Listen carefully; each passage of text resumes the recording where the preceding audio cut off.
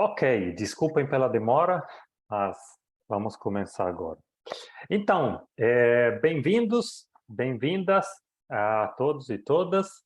Estamos aqui nesse terceiro encontro desse nosso mini curso. Todas as gravações dos outros encontros já estão lá no YouTube. Até isso está facilitando um pouco as pessoas terem acesso mais pela gravação do que pelo encontro ao vivo, mas a gente gosta de fazer dessa forma para poder ver as pessoas que podem participar e porque é uma forma um pouco mais dinâmica do que fazer apenas um curso gravado. Nosso esse mini curso, né, é composto por 3 aulas. As primeiras duas já aconteceram. A primeira era sobre céu, a segunda era sobre terra e agora vamos focar no ser humano. Para quem ou agora está presente e não viu ainda os encontros anteriores, não se preocupe, porque cada um é uma aula um pouco separada das outras. Tem um projeto de continuidade, mas o foco de hoje vai ser ser humano. Então não precisa necessariamente ter visto as aulas na ordem. Podem aproveitar disso. Para quem está assistindo pela gravação também pode assistir essa aula e depois recuperar as outras, que vão estar todos no nosso canal do YouTube. E para quem não nos conhece, somos Fábio e Maurício, somos estudantes, professores de astrologia há um bom tempo já, e esse nosso projeto, Orion Astrologia, é para compartilhar o que a gente aprendeu no curso dos nossos anos de estudo, com nossos mestres, com as nossas pesquisas, nossas trocas, com os grupos que a gente foi segurando, está segurando há vários anos, né? Presenciais, online, porque a gente acredita muito que o nosso seja um projeto coletivo. A gente acredita muito que uma visão diferente da astrologia pode nos ensinar a ver diferente o mundo fora e dentro de nós. Então, é um pouco esse nosso propósito. E vamos começar em breve, né, o tema do nosso encontro de hoje, que será focado mais no específico no ser humano. Passamos do céu para a terra e agora estamos no ser que tem a coluna ereta e intermedia entre céu e terra, o ser humano. E esperamos que esse nosso encontro possa nos ajudar a entender melhor a nós mesmos e as pessoas que estão ao nosso redor. Então, bom dia, boa tarde, boa noite a todos, né? Então, como o Fábio falou, né? Esse é um projeto que a gente já vinha maturando ele há muito tempo, né? Há muitos anos. E, de certa forma, ele já tem sido maturado há mais gerações antes de nós, né? A gente é como que quem está atualizando ele, né? Executando ele hoje, dando vida para ele hoje, né? E uma coisa que o Angelo Angelini, falava muito, né? Parece que era uma ideia muito importante para ele, né? Uma parte do trabalho dele era tentar trazer, atualizar ou trazer para hoje, né? A forma como os antigos viviam e viam o mundo, né? Experienciavam o mundo, né? Ele era um egiptólogo e um astrólogo, e ele tinha a convicção de que só era possível entender egiptologia e astrologia se você se aproximasse da forma como os antigos viam, sentiam e viviam o mundo, né? Então, esse mini curso, né, essas 3 aulas que a gente organizou, foi um pouco pensando nisso, tentando trazer um pouco da forma como os antigos, algumas ideias, né, que existem hoje, elas estão aí, né, a gente tem contato com elas na nossa vida cotidiana, mas, de certa forma, existe uma outra forma de pensar que é dominante, predominante, né, no mundo que a gente vive hoje. Então é um pouco resgatar isso, atualizar isso, trazer, vivificar isso, né? E os antigos, eles tinham uma ideia de que a realidade era composta de uma unidade que se dividia em quantas partes fossem necessárias para analisá-la. E existia uma separação fundamental entre três partes da realidade, né? O céu, a terra e o ser humano. Os antigos viam o mundo como céu, terra e ser humano, em interação, né? As mudanças que aconteciam no céu determinavam ou se relacionavam com as mudanças que aconteciam na terra, e o ser humano era o que existia entre o céu e a terra. Era o que fazia conexão entre o céu e a terra, ou era o ponto possível de experiência do céu e da terra, né? Então, uma ideia muito importante para os antigos era essa correspondência que existia entre as mudanças que aconteciam no céu, na terra e no ser humano, como que isso se relacionava. E a gente fez o primeiro encontro sobre o céu, sobre a visão do zodíaco, dos arquétipos, né? Como é que era o movimento do céu, como é que mais ou menos ele se organizava. Depois o segundo encontro sobre a terra, né? A gente deu o exemplo das plantas, né? Como que a gente vê a interação do céu com a terra em algumas plantas, de dois arquétipos, né? Que a gente está vendo os arquétipos progressivamente nos encontros. E hoje a gente finalmente chega no ser humano. O ser humano talvez seja a síntese, né, mais complexa que a gente pode abordar. E é isso, esse é o desafio de hoje, o tema de hoje, o propósito de hoje, né? Então, o encontro de hoje ele vai ser baseado no ser humano e no conceito de melotesias. E a ideia fundamental que a gente tem que ter dentro de nós para entender, para seguir no encontro de hoje o que existe fora, existe dentro, né? Então, tudo que existe dentro do ser humano é um reflexo, é da mesma natureza de coisas que existem fora do ser humano. Então, a gente já olhou para fora, olhou para o céu, olhou para a terra, agora a gente vai olhar para dentro, como que esses elementos atuam, existem dentro do ser humano. A astrologia, ela nasceu, a gente falou disso no primeiro encontro, olhando para o céu para entender o céu e fazer com que a harmonia dos ciclos celestes nos iluminasse sobre o que acontece na Terra. Então, entender os ciclos do Sol, da Lua e dos planetas foi essencial para o ser humano para entender uma melhor forma de estar na Terra. E através do estudo do céu, a gente consegue alcançar o conhecimento dessas forças arquetípicas que moldam a realidade.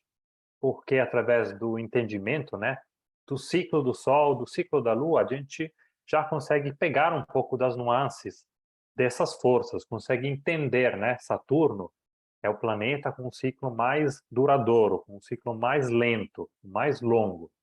Então, Saturno é o arquétipo das coisas lentas, das coisas que são mais devagar. E ele tem uma analogia com a Lua, que é o planeta, né? Eu chamo de planeta pela forma mais antiga, né?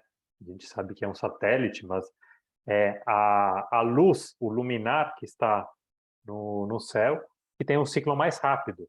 28 anos Saturno, 28 dias a Lua. Então, a Lua é a senhora das mudanças. E através só do entendimento, do conhecimento, do estudo do ciclo celeste, a gente consegue nos aproximar aos sete, né? As sete forças arquetípicas que são uma das formas mais próximas que a gente tem de conhecer a raiz de tudo ser e de tudo conhecimento, de todo ser e de todo conhecimento. Então, o céu foi a primeira inspiração. Depois a gente tentou enxergar essas forças aqui na Terra, nos animais, principalmente nas plantas. A gente fala muito de plantas porque, desde sempre, o ser humano utilizou as plantas para se tratar, para se alimentar, mas também para se tratar, para tratar os desequilíbrios das mesmas forças que hoje a gente vai ver existem dentro de nós, né, através daquelas forças que existem também nas plantas. eu consigo estudar o céu, mas não consigo pegar Mercúrio e trazer ele facilmente para dentro de mim, a não ser com experiências, práticas, meditações. Mas é muito fácil eu colher uma planta mercurial, uma hortelã, uma planta mercurial que trata, né, que ressoa com o arquétipo que eu tenho dentro de mim, e aí eu consigo entrar em equilíbrio com Mercúrio, consigo conhecer melhor Mercúrio, e assim por todos os outros planetas, por todas as outras forças planetárias. Então, do céu passamos para a Terra, e agora queremos entender melhor eh, o equilíbrio das forças dentro de nós, que não são apenas os planetas, mas são os signos. A gente viu o zodíaco no céu, mas o zodíaco pode ser visto dentro de nós. A gente entende os 4 elementos no céu, mas a gente pode entender os 4 elementos dentro de nós. Porque os antigos, como o Maurício disse, que é a grande lição que o Angelini tentou nos dar, os antigos eles tentavam enxergar as analogias, as semelhanças, as correspondências entre as coisas. E o mundo é assim. A forma que o mundo é a forma que a gente conhece o mundo. A forma que as coisas são fora de nós tem uma analogia com a forma que as coisas são dentro de nós. E quando a gente entra nesse jogo, quando a gente entra nesse jogo de correspondências, eu acho que isso pode transformar a nossa vida, porque a gente consegue, o Stefano, né, fala do estado de amor, que é quando a gente consegue ir para além das separações, além das diferenças e entender que somos expressões das mesmas forças. E isso, para mim, é transformador. Isso é transformador tanto na forma que eu me enxergo, quanto na forma que eu enxergo os outros. E tanto na forma, né? Porque a astrologia é uma forma de autoconhecimento, mas também pode ser usada para fazer terapia. Tem muitos nossos companheiros nessa jornada que, através da astrologia, conseguem tratar pessoas com psicologia, com espagiria, com tarô, com simplesmente com os mapas, com conversas, e aí isso tem um potencial muito grande. Mas por isso que precisamos focar no ser humano agora, para entender melhor como que a gente expressa essas forças. O Paracelso, o grande Paracelso, ele, ele falava sobre isso que a gente vai abordar hoje dessa forma. No Paragrano ele fala assim: se o homem há de ser investigado na sua composição, saibam primeiramente reconhecer no corpo do microcosmo os corpora do firmamento, pois os astros existentes no corpo recebem sua peculiaridade, sua qualidade específica, essência, natureza, estado e parte, de modo semelhante aos astros externos, e apenas na forma eles se diferem. No homem, de fato, há o Sol e a Lua e todos os planetas. De forma semelhante, há nele todas as estrelas e todo o caos. Vamos ler devagar essa citação do Paracelso. Então, ele quer investigar o ser humano, do que o ser humano é composto. Né? O Paracelso era um grande médico, né? E um grande alquimista, e ele estava interessado em saber, ou em discutir, ou em falar, né? Ensinar, do que o ser humano era composto. E aí, a ideia que existe dentro do Paracelso é essa ideia antiga de que o que existe no macrocosmo existe no microcosmo, né? Ele fala aí, ó: saibam primeiramente reconhecer no corpo do microcosmo os corpora do firmamento. O que é o microcosmo? A gente fala que o microcosmo é o ser humano, né? Mas ele é uma ideia um pouco maior do que isso. Então, você reconhece no microcosmo, de maneira simples no ser humano, os corpora do firmamento, o corpo do céu, os corpos do céu, né? É, microcosmo e macrocosmo. O microcosmo, ele é um pequeno cosmos, está no nome dele. É um pequeno mundo. Existe o grande mundo e o pequeno mundo.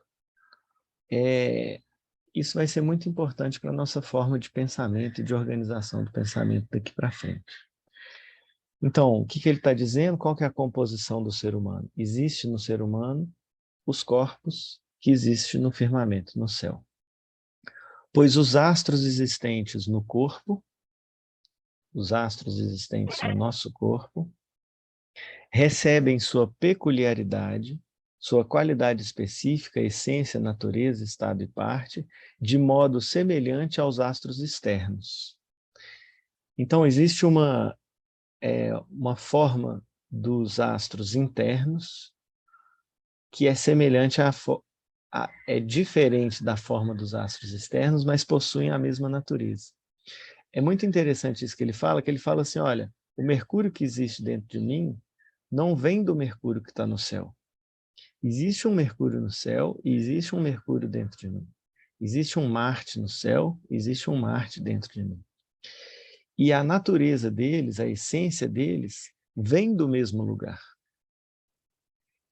Que lugar é esse, né? Não é que o meu Marte dentro de mim vem do Marte do céu. Não é isso. O Marte que existe no céu e o Marte que existe dentro de mim são formas de manifestação ou formas de expressão de um mesmo arquétipo, de uma mesma força primordial que está por trás deles, né? E eles se diferem só na forma. Qual é a forma? Um é uma luz que brilha no céu, o outro é uma coisa que existe dentro de mim. A forma é diferente, mas a essência é a mesma. No Só homem, pensar na etimologia da palavra arquétipo. Arquétipo é uma forma primordial. Então, quando a gente pensa em Mercúrio, Mercúrio existe lá no céu, mas existe dentro de mim, existe nas plantas, né? Por isso o nosso curso foi pensado nesses 3 encontros. E é a mesma força que se expressa. E quando eu penso em Mercúrio dentro de mim, ele também assume múltiplas formas, porque ele assume uma forma funcional, a gente pode pensar no sistema endócrino, né? No pâncreas endócrino, é a forma de Mercúrio atuar dentro do sistema hormonal. A gente pode pensar Mercúrio dentro do sistema nervoso, aí vai ser os nervos, o sistema periférico. A gente pode pensar Mercúrio dentro da minha psicologia, dentro da minha personalidade. Mercúrio, a gente vai aprofundar nisso daqui a pouco, mas Mercúrio é as trocas, é a capacidade de percepção, de apercepção, de racionalidade de pensamento. Então, isso tudo é Mercúrio. E os vários Mercúrios ressoam, tanto o celeste quanto o que tem dentro de mim, quanto das plantas, eles ressoam juntos. É por isso que a gente faz astrologia, para entender qual que através do estudo dos ciclos celestes, qual que é a de Mercúrio hoje. Como que ele está disposto hoje? E isso vai ter um reflexo no que acontece aqui na Terra. Todo mundo fica ligado, né? Quando o Mercúrio está retrógrado, a gente sabe que ele está indo na direção oposta ao próprio movimento direto. Então, alguma coisa eu espero ver aqui na Terra, dentro de mim, fora de mim, nas outras pessoas, porque é todo em ressonância. no homem, de fato, há o Sol, a Lua e todos os planetas. De forma semelhante, há nele todas as estrelas e todo o caos. Então, é muito bonita a forma que o Paracelso fecha essa citação. Ele fala assim, olha, os arquétipos, eles se manifestam dentro de nós e fora de nós. Mas ele fecha dizendo assim, o ser humano é como um espelho do macrocosmos. Ou o macrocosmos é como um espelho do microcosmos. Então, existe, quando se delimita um indivíduo, quando se delimita um microcosmo, esse microcosmo, ele é formado, existe dentro dele, das mesmas coisas, as mesmas coisas que existem fora, né? Então, é como se fosse um espelho mesmo. E aí a gente expande a ideia do microcosmo, não apenas para o ser humano, mas qualquer indivíduo, qualquer parte que for limitada, existe dentro dela o todo, como um espelho. Essa ideia é muito importante, porque... Você pode passar a próxima imagem, por favor? Isso. A gente chega na ideia da tetráctis pitagórica. Se a gente pensar assim,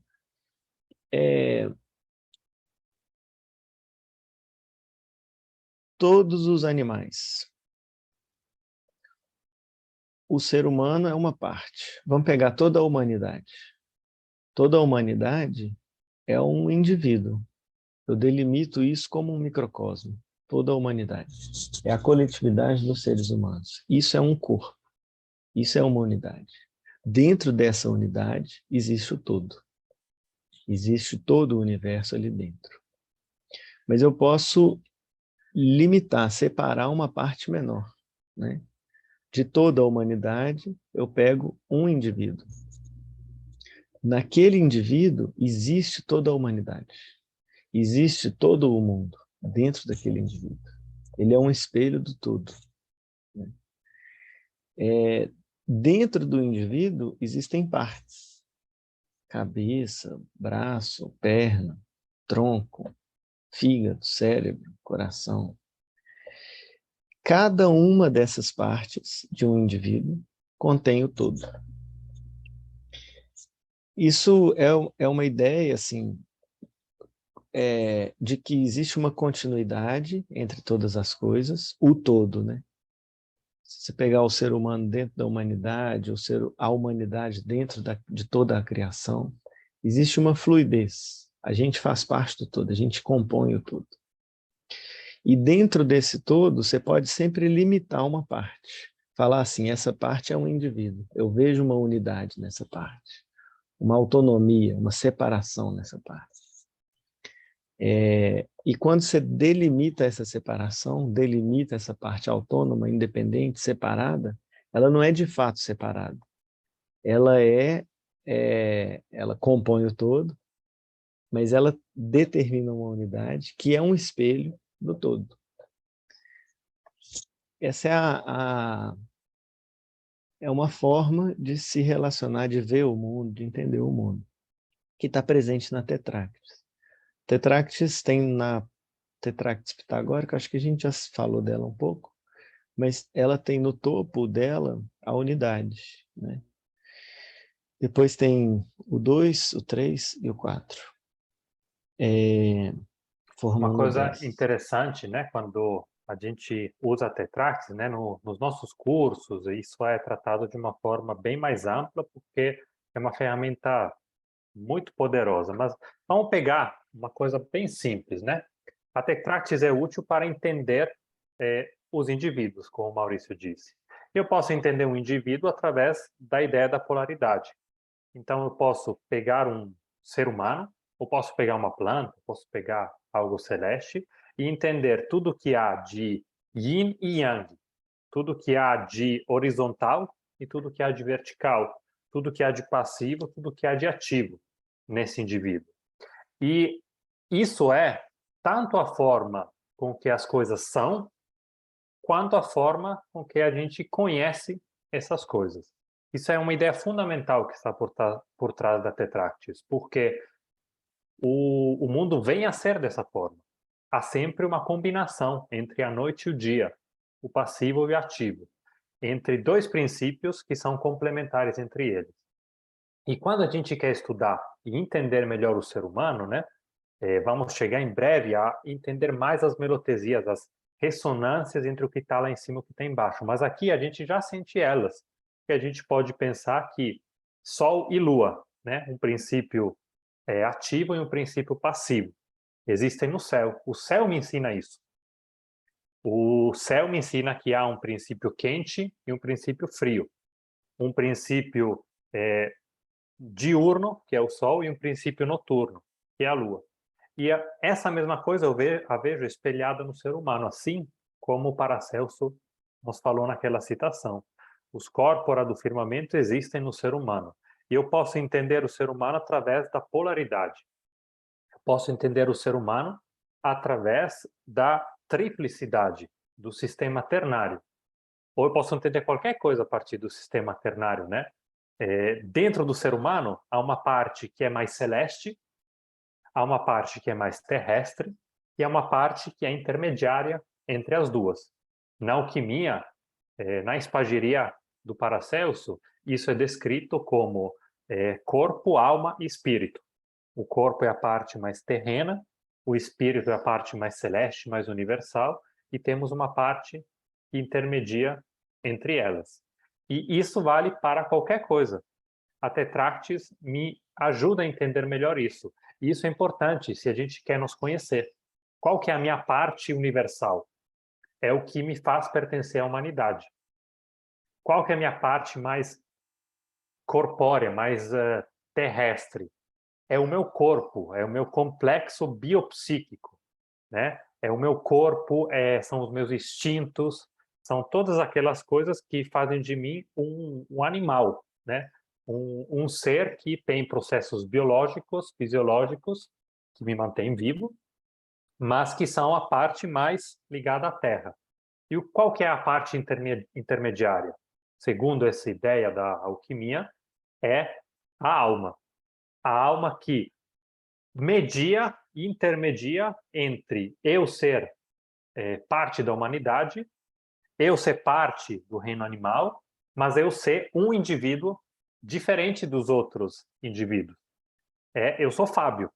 A minha alma é a minha parte individual. Eu tenho um caráter, uma personalidade diferente de outros seres humanos. Não deixo de ser humano como ele.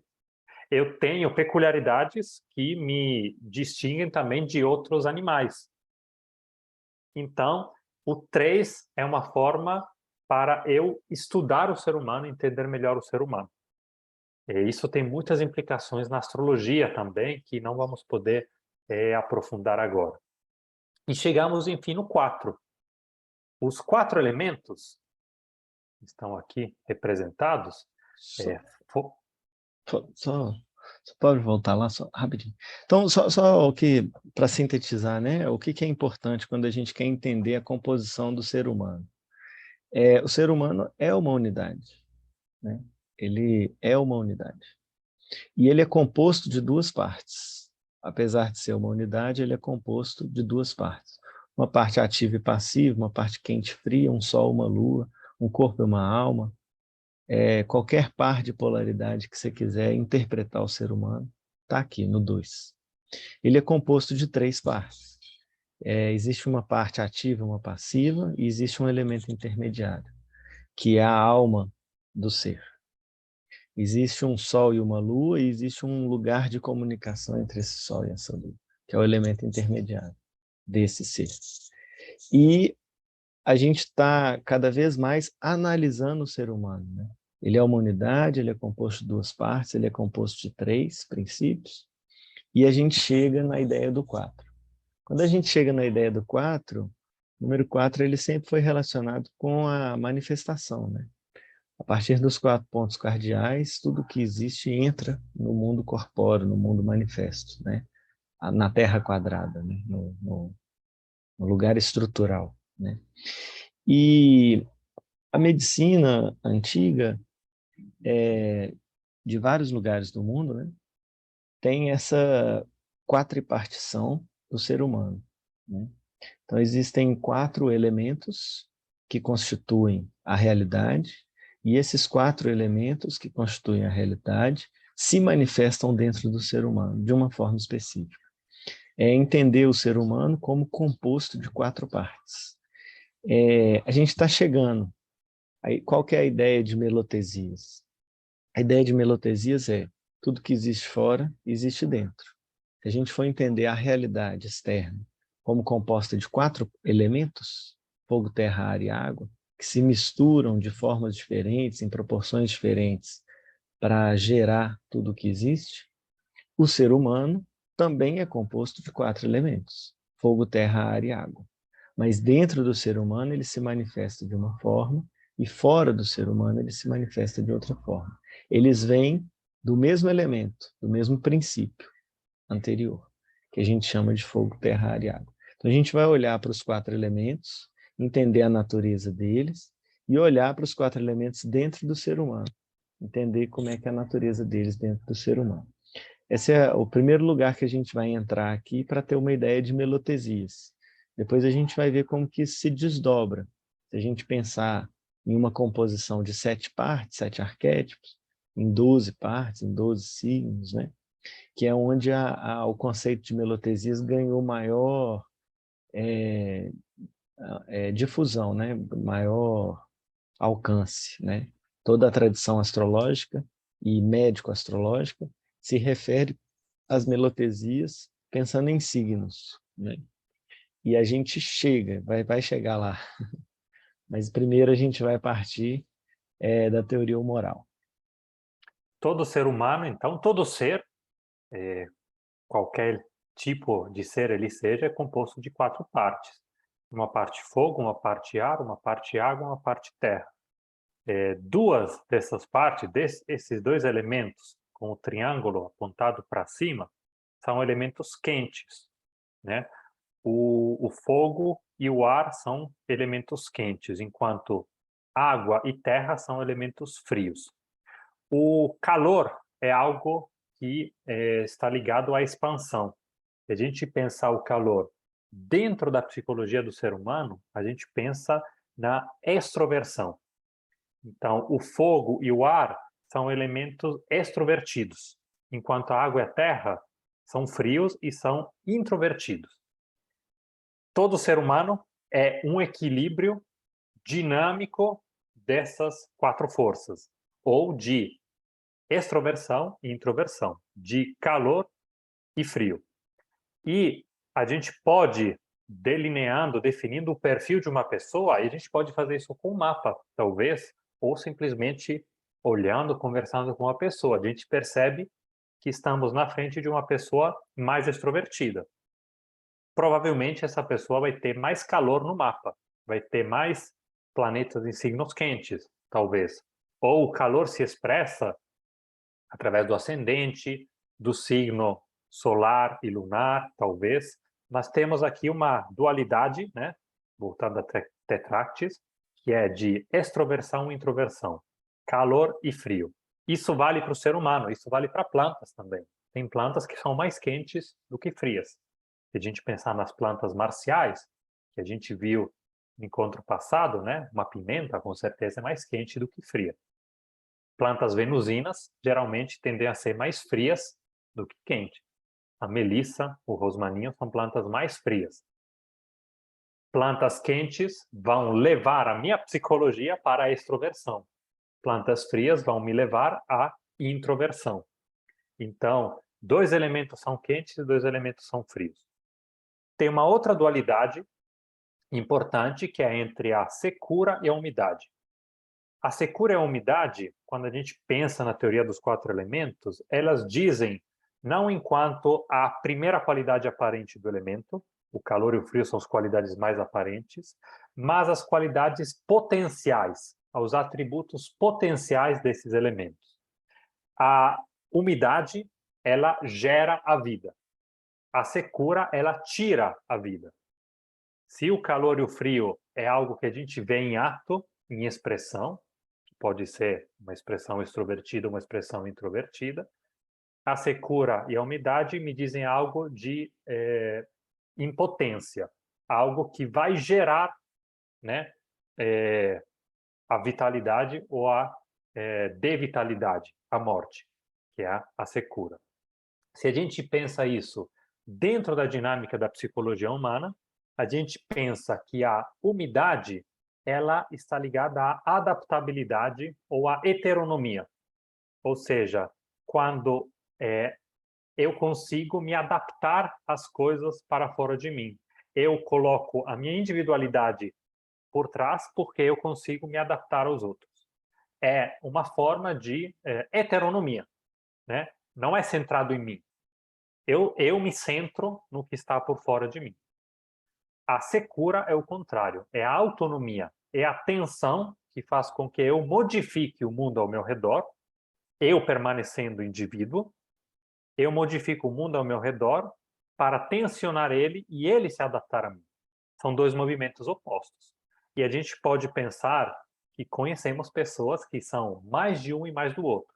Não em absoluto. Não é que uma pessoa que é mais adaptável nunca vai ter autonomia. Mas uma pessoa mais adaptável, a tendência dela vai ser essa. Vai ter momentos, e isso na verdade é o que a gente aprende na vida, a ser um pouco diferente do que nós somos por nós mesmos, né?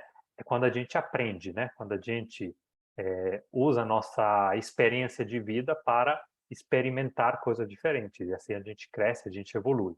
Mas as duas ideias de base, então, é a umidade, ela é a adaptabilidade. A secura é a tensão que faz com que eu modifique as coisas ao meu redor para que elas se adaptem a mim. Então, temos essa dualidade é dada com dois elementos que são úmidos, o ar e a água. Isso é dado por essa linha, né, que está aqui cortando o ar, e é a linha de base da água. E dois elementos secos, que são o fogo e a terra. Então, seguindo a ideia, né, existem 4 elementos das quais todas as coisas existem, né, através das quais todas as coisas existem. Existem 4 elementos que formam tudo que existe. Fogo, ar, água e terra. O que são esses 4 elementos? São 4 princípios, né? O fogo e o ar são princípios quentes, de calor. A água e a terra são princípios frios, de frio, de ausência de calor, né? Então, existe uma primeira separação, divisão aqui, das coisas, do que compõe todas as coisas. É um princípio quente, expansivo, agitador, e um princípio frio, contrativo, interiorizador, né? Então, existem essas duas faces, essas duas forças em tudo o que existe. Uma parte expansiva quente, uma parte contrativa fria. Pelo equilíbrio dessas duas partes, a manifestação se dá. Se a gente pegar cada uma dessas duas partes, a parte quente e a parte fria, existe uma parte, em cada uma delas, existe uma parte impositiva e uma parte adaptativa, né? Uma parte úmida e uma parte seca, ou uma parte crescente e uma parte decrescente. É o que a gente chama de quente e seco, é uma subdivisão do quente e do frio. Então, dentro do princípio quente, de calor, de expansão, de agitação, de exteriorização, existe uma parte impositiva desse princípio, que se coloca desse princípio, que é o fogo. O fogo é a expressão impositiva do calor. É o calor, é a expansão que se apresenta. O ar é a face desse princípio quente, que se movimenta, agitador, expansivo, mas adaptável, que se adapta à situação, que se molda à situação. Esse é o princípio úmido, né?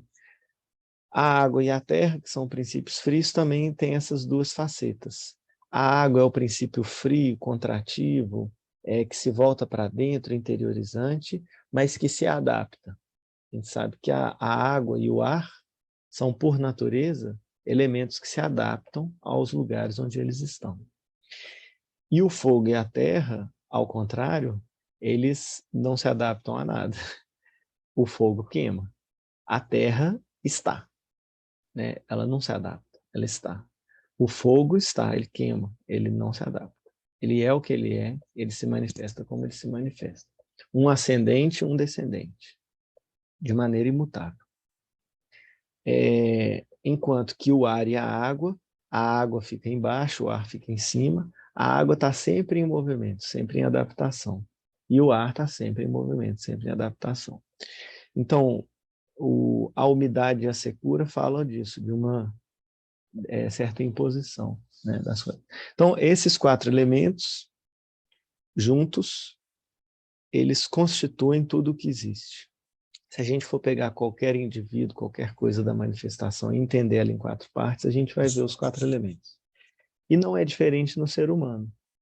O ser humano, para os antigos, ele era composto de 4 humores, 4 líquidos, 4 substâncias. Uma da natureza do fogo, uma da natureza do ar, uma da natureza da água e uma da natureza da terra. Então, existe no ser humano o calor, a cólera, a bile que a gente conhece como bile hoje, a bile amarela. Existe o sangue, existe a parte vitalizante do ser humano. O sangue é o que dá vida para o ser humano, né?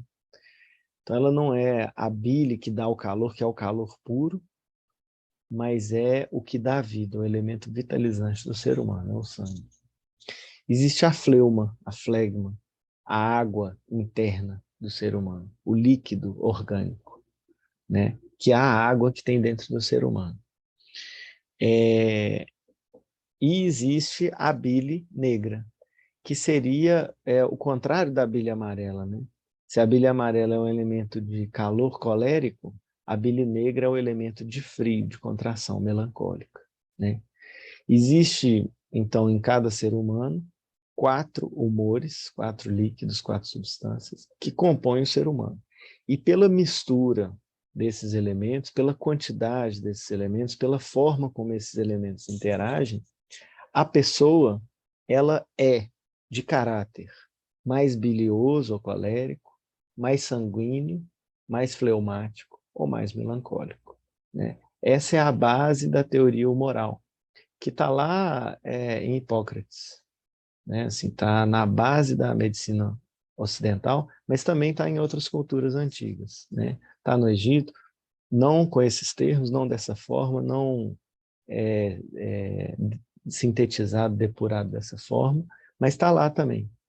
Está na medicina chinesa, está na Ayurveda, é uma ideias semelhantes a isso, né?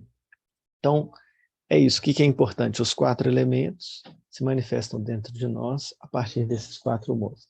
Se definem, então, indivíduos com um caráter mais quente, com um caráter mais frio, com um caráter mais úmido, com um caráter mais seco, né?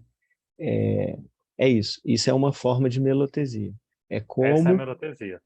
essa é a melotesia. Essa é a melotesia, ou seja, como umas forças arquetípicas, que neste momento são os 4 elementos. Os 4 elementos também são forças arquetípicas, né? Na Tetractis, a gente vê níveis, hipostases diferentes do ser vir a ser no mundo e da forma que a gente pode conhecê-lo. Então, se a gente focar no 4, a gente vê os 4 elementos. E eles são cada ser, cada indivíduo é composto de uma mistura estática e dinâmica desses 4 elementos. Dei o exemplo de algumas plantas antes. A gente pode, da mesma forma que a gente no encontro passado olhou para as plantas através das 7 forças planetárias, a gente pode olhar para as plantas a partir dos 4 elementos e reconhecer plantas que são mais do elemento fogo, plantas mais do elemento ar, da água e da terra. E também para o ser humano. O ser humano é uma mistura desses 4 humores. Na teoria humoral, esses humores eles passam, circulam no corpo humano.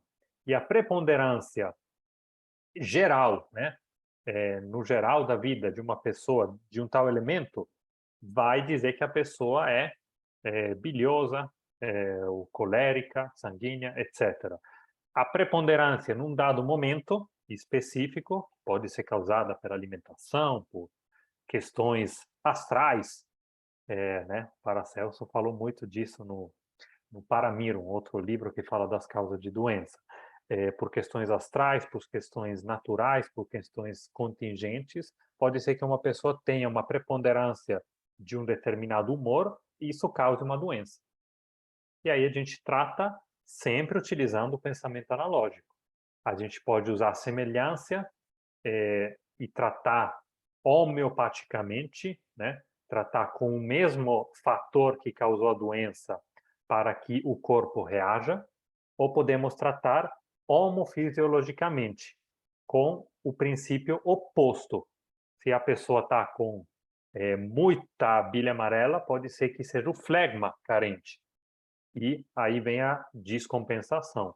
Aí eu trato muito fogo com algo, uma planta, uma prática que, aumentando o humor oposto, restabeleça o equilíbrio. Então, a importância de conhecer as melotesias é para sempre buscar a harmonia e o equilíbrio. E o passo sucessivo, né, como a gente fala de astrologia, como a gente nosso foco principal é astrologia, é passar dos 4 para os 7. E os 7 planetas, eles podem ser entendidos através da teoria dos 4 elementos. Porque cada planeta, dei até o exemplo antes, ele tem uma ligação forte com um elemento. Fora um, que é um planeta mais complexo, mas que é um dos planetas que a gente vai tratar hoje. Isso. Se a gente pensar, os dois luminares, né, o Sol e a Lua, eles são princípios organizadores do céu, de toda a realidade. E dentro de nós, é o princípio Yin e o princípio Yang, o Sol e a Lua, as duas maiores luzes do céu, né? Excluindo os dois luminares, a gente tem 5 planetas visíveis, que é Saturno, Vou tirar o luminário, então, desculpa. Tinha isso, começado pelo Sol, mas... que é Marte e Vênus, Júpiter e Saturno e Mercúrio. Marte e Vênus são fogo e água. Marte é quente e seco, Vênus é úmido e frio. Então a gente tem uma relação entre Marte com fogo, entre Marte e fogo, e Vênus e água. Eles são como um nível abaixo, uma hipostase do Sol e da Lua, dos dois princípios fundamentais, Yin e Yang, dentro de nós, né? Então eles têm essa natureza. Júpiter e Saturno, eles estão relacionados com o ar e com a terra. Júpiter é quente e úmido, o grande benéfico, doador e proliferador da vida. Ele tem o ar, que é quente e úmido, são as duas qualidades elementais que geram a vida, que são propícias ao crescimento da vida, ao desenvolvimento da vida. Então, Júpiter é considerado o grande benéfico por isso, que ele é quente e úmido, se relaciona com o ar da primavera, gerador da vida, e dentro de nós com o sangue, que é o elemento quente e úmido, que mantém a nossa vida, né? Então, Júpiter é sanguíneo, é o ar. E Saturno é a estrutura profunda, a estrutura desvitalizante, né? Ele é frio e seco. O papel importante de Saturno é impor os limites. Se não existe um limite, não existe um indivíduo. Então, Saturno é o que limita um indivíduo, em todos os sentidos. Saturno é o que limita um indivíduo. Ele é o que limita estruturalmente e é o que limita no sentido da expressão. Saturno é da natureza da Terra porque é frio e seco. Ele é frio, se volta para dentro, contrativo, estruturante, e seco. Ele se impõe, ele não se adapta. Ele é o oposto exato de Júpiter, que é quente e úmido, que é expansivo, vitalizante, doador de vida. Saturno não, ele destrói a vida para chegar na mínima estrutura, que é o que vai permitir o nascimento de uma nova vida, né? Então ele se relaciona dentro de nós com a bile negra e com a melancolia. Então, É, né, voltando a pensar aquela ideia mais psicológica, né, os quentes, os extrovertidos são Marte e Júpiter. Marte, a gente falou bastante no encontro passado, ele é o que age para modificar o mundo. O próprio símbolo mostra isso, é a extroversão, o indivíduo que sai de si, mas com uma ideia seca, com uma ideia de tensionar o mundo para fazer com que o mundo seja modificado. Então, é extroversão, mas também extroversão, que é calor, mas também tensão, também autonomia. Marte sai para impor a própria individualidade.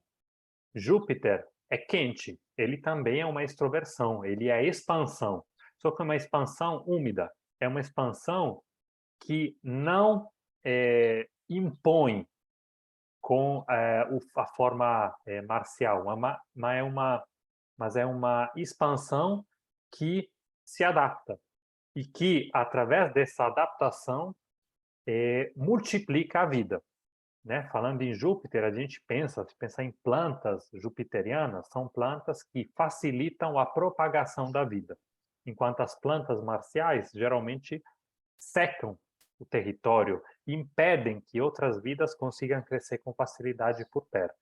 Então, 2 expansivos, 2 extrovertidos, e esses princípios estão dentro de nós. O princípio Marte, o princípio fogo, é essa ideia. É o que eu tenho dentro de mim, na minha psicologia, na minha fisiologia, na minha biologia, que realiza isso. Marte é o princípio, é a ideia, é a parte da minha personalidade que faz com que, em alguns momentos, eu saio para modificar as coisas. Eu falo que, às vezes, Marte é o que me faz levantar de manhã. Eu saio de uma condição de equilíbrio, ponho o pé para fora da cama e já estou criando desequilíbrios. Marte é fundamental para a vida, porque é o que move as coisas. Júpiter também é outro princípio fundamental, todos são. Então, quando a gente estuda uma pessoa, né, quando a gente estuda nós mesmos ou faz um mapa, tenta entender o mapa de uma pessoa para ajudar ela, né? Quando a gente usa astrologia como forma terapêutica, a gente tenta entender o equilíbrio da pessoa e como que ela pode lidar melhor com o momento presente. A gente pode ver que tem um Marte que, às vezes, cria tensão em excesso, e a gente precisa entrar com o princípio oposto, às vezes com Vênus, para que a pessoa comece a se adaptar mais. Ou dentro de um mapa, a gente pode ver que uma pessoa não tem Marte forte. Aí o que eu preciso fazer? Dar isso a essa pessoa. Todo mundo já experimentou consigo mesmo, já viu uma pessoa que não consegue ter autonomia. Ela precisa de Marte, né? Pensando na melotesia. Temos também 2 princípios frios, que são Vênus e Saturno, que são princípios introvertidos. Um é uma introversão que se adapta ao que tem por fora. Outro, como o Maurício estava descrevendo, é um princípio seco. É um princípio que tensiona, que corta, que põe limites, né? Se isola. Saturno se isola do restante. Enquanto Vênus, ela não sai para procurar os outros. Ela não é extroversão, é introversão, mas é uma introversão que gera muita vida, né? Festas venusinas são festas com muitas pessoas que são chamadas por isso. Festas saturninas são o contrário. Não existem festas saturninas, na verdade. Não pode existir, porque não é festa. É meditação, isolamento e, né, Isso. ficar isolado. Então, de maneira simples, né, rápida, aí a gente tem Marte é o princípio dinâmico, transformador da vida, é o fogo que transforma a vida, movimenta a vida de qualquer pessoa, né? Vênus é o princípio contrário, é um princípio estabilizador, que dá coesão à vida de uma pessoa, que mantém ela no seu lugar, adaptável à situação. Então, são água e fogo, né, que se equilibram, um expansivo, um aquecedor, né, que esquenta, e outro que resfria, que acalma, que abranda. Marte e Vênus, fogo e água. Bile e fleuma, né? E depois a gente tem os outros 2 princípios, que são Júpiter e Saturno, que é um princípio de crescimento de vida, expansivo de vida, o sangue que mantém a sua vida ativa, e um princípio desvitalizante, que tira, que reduz a vida à sua estrutura mínima, né? Aos seus ossos. que é Saturno, a bile negra, né? Então é isso. Faltou um, né? Sol e Lua a gente tirou, tinha 5. Está faltando um. Quem é esse que está faltando? Quem está faltando é Mercúrio. Mercúrio é um planeta muito interessante. Mercúrio, ele é muito legal porque ao longo da história da astrologia, você tem pessoas que falam que Mercúrio é seco, tem gente que fala que Mercúrio é úmido, tem gente que fala que Mercúrio é quente, tem gente que fala que Mercúrio é frio. Tem gente que fala que ele tem todas as características, tem gente que fala que ele não tem nenhuma. Mercúrio é o quinto elemento, é o éter, o lugar onde esses elementos se manifestam, o vazio, que pode acolher qualquer manifestação. Por isso ele não é confiável, ele não tem cara, você não consegue discernir ele, você não sabe quem ele é. Ele é o não é, né? Ele é o que não é, para que o que é possa vir a ser, né? Isso é Mercúrio. Mercúrio é um elemento de transição, de adaptabilidade, não no sentido da adaptabilidade úmida, mas de transformação, não o sentido de transformação de Marte. Ele é o sentido de... É difícil falar de Mercúrio, mas ele é o grande mutável, né? Que troca, que estabelece relações, que estabelece transições, que estabelece o vazio, né? É difícil falar dele. Ele Ele é um foge, meio, né? Ele ele é as foge. palavras, mas as palavras podem ser utilizadas para falar de Marte, falar de Vênus, para falar de Júpiter e de Saturno. E na hora que eu uso a palavra Júpiter, a palavra se tornou Júpiter. Mas a palavra não é Júpiter. Na hora que eu uso a palavra Saturno, a palavra se tornou Saturno. Mas a palavra é mutável. Então, Júpiter é tudo e nada ao mesmo tempo. Porque ele é o meio, é aquilo que existe ao redor de cada ser e que possibilita que o ser interaja com o outro.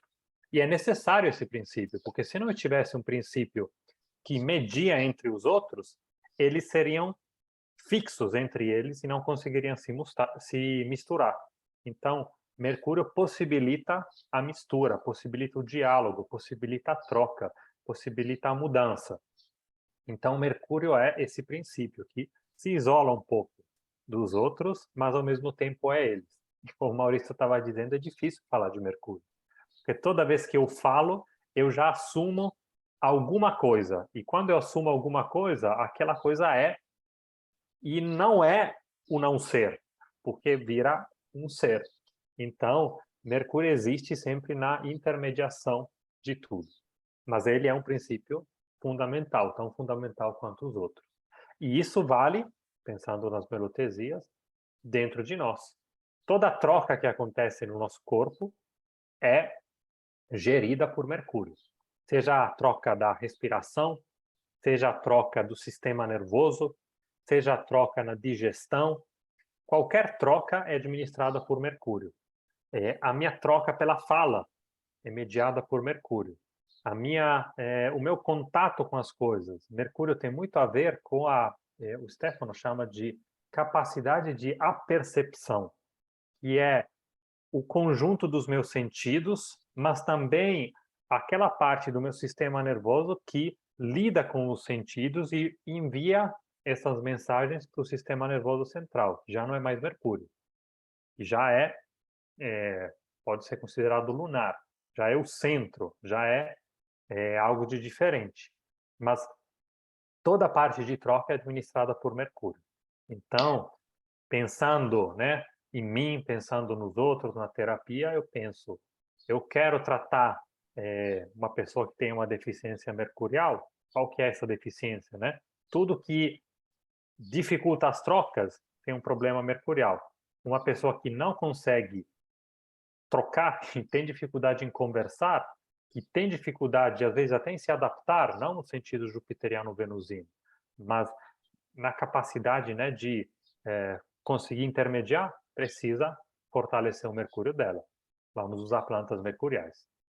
É, e aí, mas como é que eu vejo isso nas pessoas? Então, Marte e Saturno, eles são secos. O fogo e a terra são secos. As bilis são secas. Elas gostam de fazer as coisas sozinhas. Elas são isoladas. Marte anda sozinho. E quando ele entra no meio de pessoas, ele entra para estragar as coisas, para transformar as coisas, para dinamizar as coisas. Então, eles são mal vistos, né? Os gregos detestavam Marte pela guerra e Saturno pela morte, né? Então, são pessoas que gostam de andar sozinhas, de fazer as coisas sozinhas, que não gostam de socializar muito. Tem muito fogo ou tem muita terra. São secos. Tem muita bile, ou amarelo ou negro, né? Ou coléricas ou melancólicas. Saturno é o contrário, ele anda só porque ele gosta de ficar só. Ele gosta de se isolar, ele gosta de ficar só, estudar só, meditar só, caminhar só. Saturno é essa força, seca, solitária e fria, que se volta para dentro, enquanto Marte se volta para fora. Ele anda pelo mundo causando transformação, para não falar outras coisas. Júpiter e Vênus, ao contrário, são benéficos, né? Eles são úmidos, adaptáveis, sociáveis, né? São o ar e a água, o sangue e a fleuma, eles são característicos de indivíduos que gostam de estar entre pessoas, gostam de socializar, gostam de são sociáveis, né? De formas diferentes. Então, eles gostam de festa, gostam de se relacionar com outras pessoas, gostam de estar no meio de outras pessoas, né? Júpiter de uma maneira expansiva, né? Rindo alto, bebendo, aproveitando os ambientes, festeiros, né? Quente, bem expansivo, e Vênus mais aquele prazer de estar entre as pessoas, né? O prazer de atrair companhias, de estar no meio das companhias, né? De rir também, como Júpiter, né? Mas uma coisa mais pelo prazer interno. É um movimento mais que se volta para dentro. Estar entre as pessoas, voltando-se para dentro. Júpiter está entre as pessoas, voltando-se para fora, né? O movimento do sangue, o movimento da fleuma, da água. Então isso você consegue perceber, né? Não precisa olhar para o mapa de uma pessoa. Você conhece uma pessoa, você sabe que ela tem um caráter mais assim ou mais assado, você já está vendo que ela é mais biliosa, mais fleumática, mais sanguínea. Isso é melotesia, né? Isso é entender o ser humano a partir de princípios que existem fora do ser humano. Dando um passo para frente, né? Sempre utilizando o 7, agora mais entendendo eles, a gente tem, se a gente falou antes que todo ser é uma mistura de 4, todo ser é também uma mistura de 7. Aí a gente dá um passo a mais, a gente chega em outro, faz um salto. Agora vamos entender a realidade como mistura de 7. 7 é um número fundamental na tradição alquímica, na tradição astrológica, na tradição egípcia, hermética, porque tudo pode ser entendido como uma mistura de 7 forças. E a grande influência para isso foi a astrologia, porque a astrologia permite entender tudo, né? Permite entender o universo, e a inspiração é ver que lá no céu há 7 luzes que se movimentam com um movimento diferente em relação ao fundo estrelado. A gente falou disso no primeiro encontro, né? São os planetas. Planeta, etimologicamente, significa o que se move. Então, depois a astronomia assumiu como significado de planeta aí, algo de diferente em relação à estrela ou satélite, mas o significado mais antigo, planeta é simplesmente uma luz que se move de forma diferente em relação às outras. Então, se há 7 luzes, elas são as que eu vou dar atenção. E através dos movimentos delas eu vou entender o que acontece aqui na Terra. E se há 7 lá, no céu, tem que haver 7 dentro de nós. Não há como ser diferente. Há 7 nas plantas, né? A gente pode utilizar o 7 para entender as plantas e a gente pode utilizar o 7 para entender melhor o funcionamento do ser humano.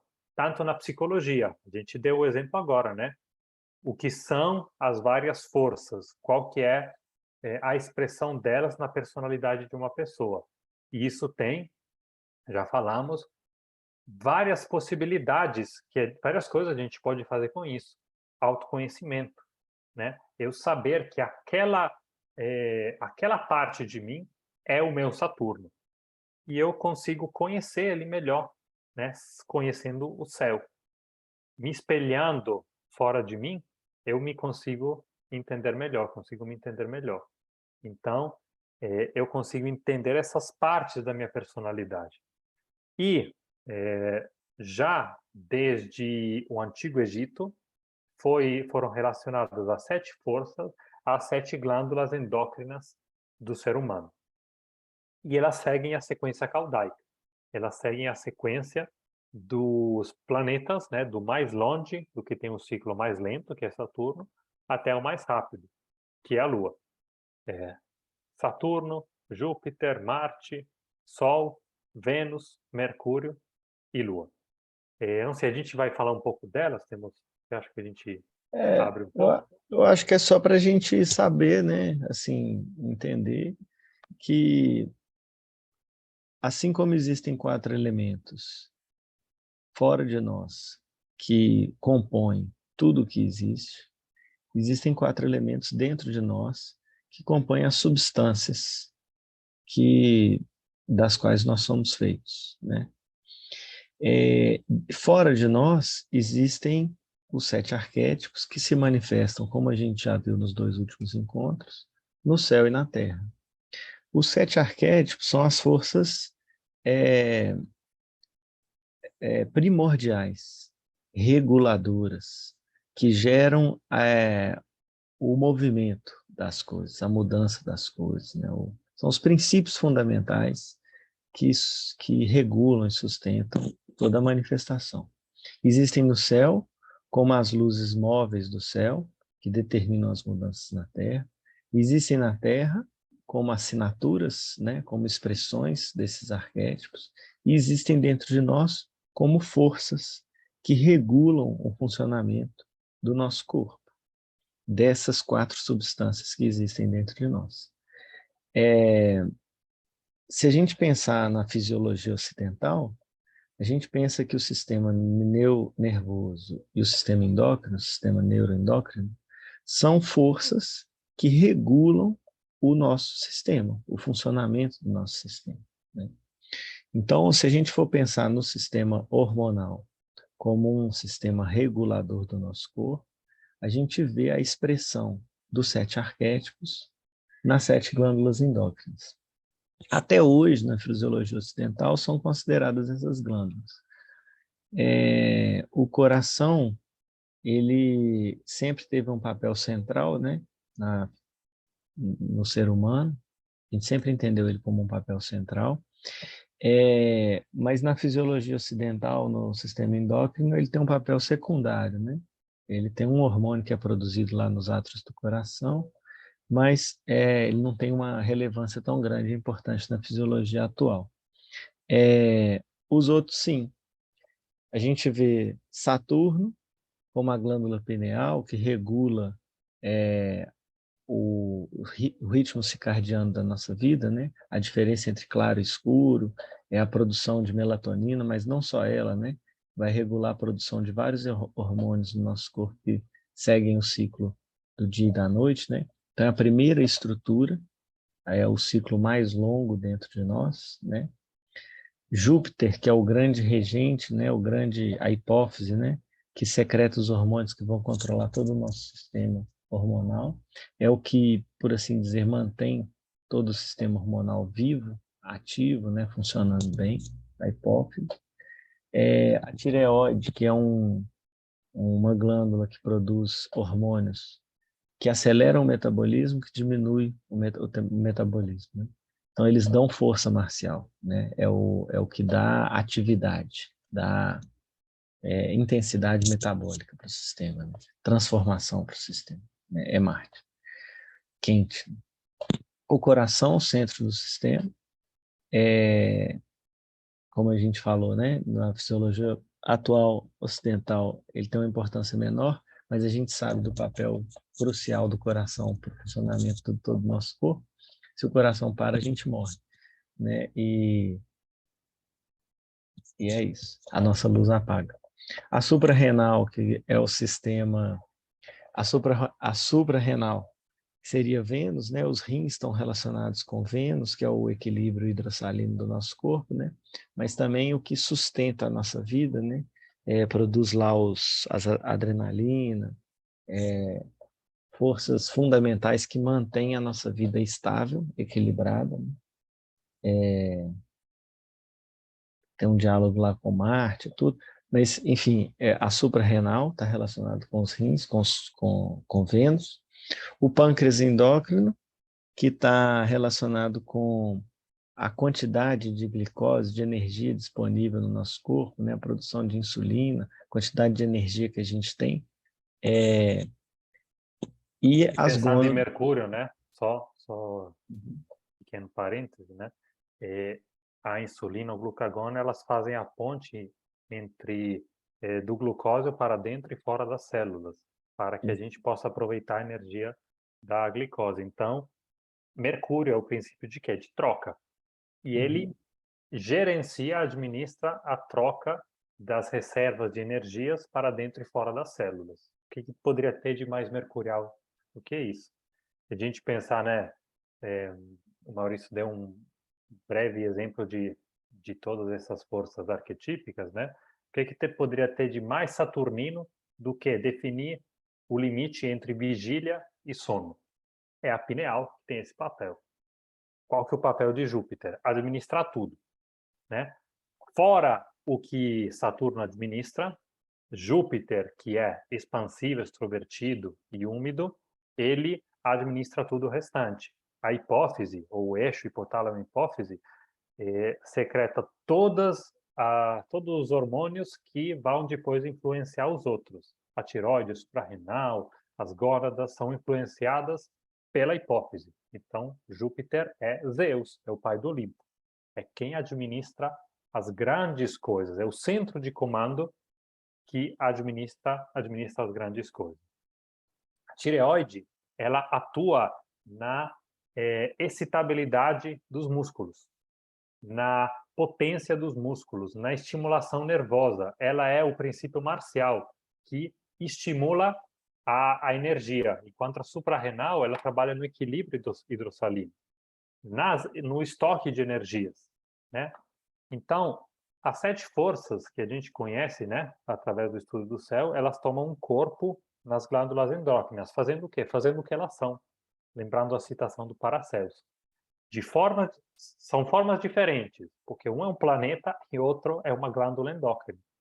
Mas é a mesma força que está se expressando. Desculpa, era só um parêntese que...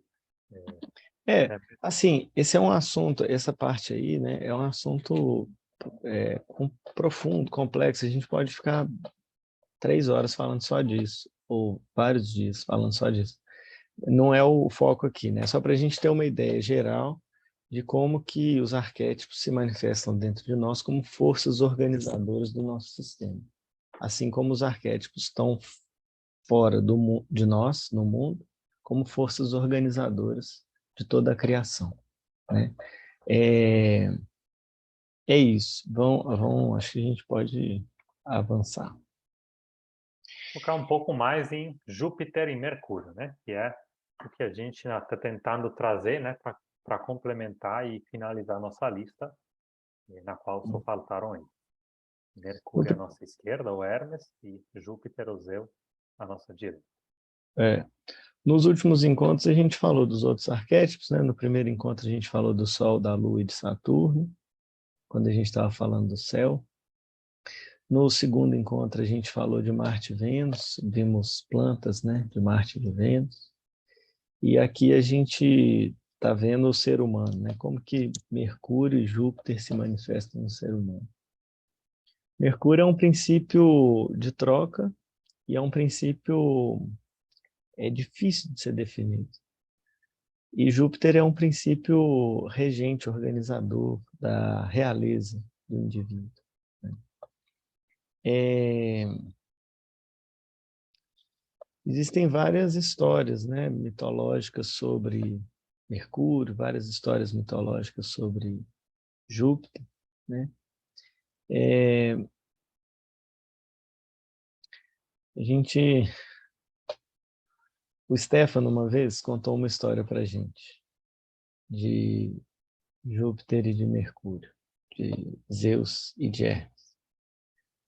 E foi uma história linda, maravilhosa, que tocou muito todo mundo que ouviu, e a gente conseguiu entender, né, a importância do mito para assim entender analogicamente uma coisa que só é possível de ser entendida de forma analógica. É muito difícil recontar essas histórias da mesma forma, mas a história que ele contou para a gente foi do nascimento de Mercúrio. Júpiter, o rei do Olimpo, uma noite em que a esposa dele, Hera, estava dormindo, ele escorregou para fora da cama na calada da noite e foi visitar uma prima dele, uma das Pleiades, Maia, a mais linda e a mais misteriosa, mais tímida, que morava dentro de uma caverna. Na calada da noite, Júpiter chegou lá e passou a noite com Maia e voltou para casa antes do dia raiar, antes do sol nascer. E quando Hera acordou, Júpiter estava do lado dela e ela nem percebeu o que tinha acontecido. A partir de um ato, Stefano falava assim, furbo. Como é que se traduz furbo do italiano, sabe? Espertinho. Espertinho, malandrinho, né? Assim. A partir de um ato dessa natureza, Maia engravidou e deu à luz a Mercúrio. Foi tudo muito rápido. Maia engravidou e rapidinho Mercúrio nasceu. Quando Mercúrio nasceu, ele foi colocado, ele estava sendo cuidado, né, dentro da caverna. No dia que ele nasceu, ele foi colocado enrolado, né, num pano, dentro de um berço, né, que era dentro de uma árvore que tinha dentro da caverna. E no mesmo dia, na mesma noite, quando Mercúrio estava sozinho dentro do berço, ele fez igual o pai dele, rolou do berço e escapou da caverna. Passou por debaixo da porta, da fresta da porta, e saiu para conhecer o mundo. Ele estava assim, imagina uma criança vendo o mundo pela primeira vez, com os olhos ávidos, assim, ó, curiosos, né, para conhecer o mundo. E saindo de casa, Mercúrio viu uma vaca. Quando Mercúrio viu uma vaca, ele ficou assim encantado, né? Ele nunca tinha visto uma vaca. Ele achou a coisa mais divertida do mundo. Puxou o rabo da vaca, puxou. A vaca é um animal bem tolerante, né? Puxou o chifre da vaca, pendurou no rabo dela, brincou com ela, levantou o casco, subiu em cima dela, fez uma bagunça da vaca. E quando ele percebeu, não tinha só uma vaca, tinha um monte de vaca. Aí ele ficou assim, passou a manhã brincando com as vacas, né? Amanhã não, porque tudo que Mercúrio faz é muito rápido. Para a gente seria Um dia inteiro, para ele foram 5 segundos, né? Ele ficou 5 segundos lá brincando com as vacas, e aí ele teve uma ideia. Ele pegou umas plantas que estavam lá perto, amarrou no rabo das vacas, brincando com elas, talvez por acaso, a gente não sabe, e começou a conduzir as vacas, tocar as vacas, andar com elas. Talvez sem querer, Mercúrio roubou as vacas sagradas de Apolo. E Apolo nem se deu conta, foi na calada da noite. O sol não tinha nascido ainda, ele não estava no céu ainda. E Mercúrio conduziu as vacas para uma caverna, onde ele se sentou com fome e resolveu comer alguma coisa. Matou uma das vacas, duas das vacas, cozinhou elas, comeu elas e colocou, como uma brincadeira, um prato para cada um dos deuses que estavam no céu. Então ele montou uma mesa, um banquete, para ele comer, mas para todo mundo comer com ele. Claro que foi uma brincadeira, mas foi uma brincadeira com uma intenção, que era estar em comunhão com todos, né? Comer junto com outras pessoas que não estavam ali, com outros deuses que não estavam ali. Saciado, colocou as vacas dentro de uma caverna e viu uma tartaruga. Achou a tartaruga o bicho mais divertido que as vacas. Ele já tinha achado as vacas divertidíssimas, viu uma tartaruga e começou a bater nela, né? Brincar com ela, levantar ela, ver ela andando com as patinhas assim no ar, né? Devagarinho, imagina, para o Mercúrio, que era agitado, ter um bicho que andava naquela velocidade da tartaruga. Deitou e rolou, colocou a tartaruga de cabeça para baixo, brincou com ela de tudo que era jeito. E acabou, na brincadeira, matando a tartaruga. Matou a tartaruga, teve uma ideia genial. Falou assim, olha, esse casco aqui, né? Limpou o casco da tartaruga, pegou as vísceras da vaca e amarrou, fez os fios, né? E amarrou no casco da tartaruga e tocou as cordas esticadas, tendo criado o primeiro instrumento musical. Mercúrio era isso, assim. Ele pegava uma coisa daqui, colocava ali, e dessa mistura que ele fazia, acontecia alguma coisa. Uma coisa nova, diferente, né? Então ele inventou a lira, um instrumento de corda, né? Na verdade, não necessariamente uma lira, mas um instrumento de corda feito com o casco da tartaruga. E começou a tocar. E achou aquele som maravilhoso e se divertiu lá tocando a tartaruga. O dia nasceu, Apolo foi dar sua volta no céu, né? O sol. Deu falta das vacas. Não viu as vacas, não viu pegadas das vacas, não sabia onde que as vacas estavam. Correu o céu todo procurando as vacas. Não achou as vacas. As vacas estavam dentro da caverna. E com a visão verdadeira, né, a intuição, a visão interior, Apolo soube que Mercúrio tinha roubado as vacas. Mercúrio, filho de Zeus. Apolo foi lá em Zeus e falou assim, olha, eu sei que Mercúrio roubou minhas vacas. Eu quero minhas vacas de volta. Se, se não, vai ser um grande problema. Ele tinha uma relação lá com essas vacas, que elas tinham sido dadas para ele para cuidar e tal, não vem ao caso. Júpiter, sabendo do filho que tinha, resolveu lidar com a situação de uma maneira simile. Falou assim, eu vou entrar na forma que Mercúrio pensa e vou agir da forma que ele pensa, para poder recuperar essas vacas. O grande sábio, Júpiter, para poder recuperar essas vacas de Apolo. Júpiter, então, pensou em Mercúrio e Mercúrio apareceu. Mercúrio apareceu meio assustado assim, né? Falou, não, que legal, faz de novo. Né? Se divertiu, né, em ter aparecido num lugar que ele não estava esperando. E aí Júpiter falou assim, Mercúrio, chamei aqui porque a gente está com um problema. As vacas de Apolo sumiram, desapareceram.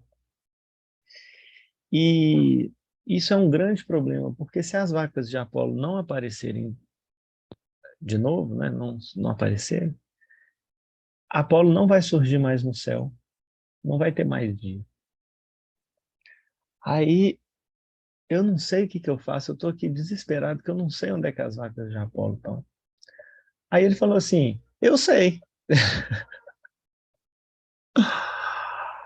É, eu vou lá, eu trago elas.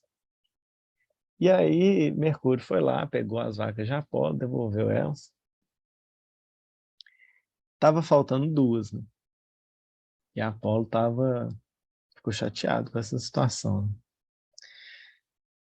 Aí Apolo viu Mercúrio tocando a lira para as vacas, tocando o instrumento para as vacas. E ficou encantado com o som da lira. E falou assim, Mercúrio, tudo bem as vacas ter sumido duas vacas. Mas aqui, se você deixar esse instrumento comigo, eu te dou todas as vacas. Não tem problema nenhum. E eles fizeram essa troca. Mercúrio chegou no mundo fazendo uma troca. Então ele deu a lira dele para Apolo, que era o deus da harmonia, né? E Apolo deixou Mercúrio com as vacas. E aí foi resolvida a situação. A partir de então, Mercúrio, que tinha essa capacidade adaptativa, se tornou mensageiro de Júpiter no Olimpo, né? Essa é a história. Essa história fala para a gente um pouco da personalidade, dos traços, né, desses deuses aí envolvidos. Que parece que um está correndo atrás do outro. É descontextualizado. São dois vasos diferentes. Mas aqui a E, gente vê Mercúrio, né? Pode, desculpa, era só que reparei é, isso. Parece que ele está indignado, mas não é esse o que aconteceu. é, Esse Júpiter está lançando o raio dele para outra pessoa. isso. Mercúrio é muito esperto, né? Ele tem uma capacidade de raciocínio muito rápida, né? Ele faz as coisas muito rápidas. E ele cria as coisas por essa capacidade mental dele, né? Mas ele é amoral.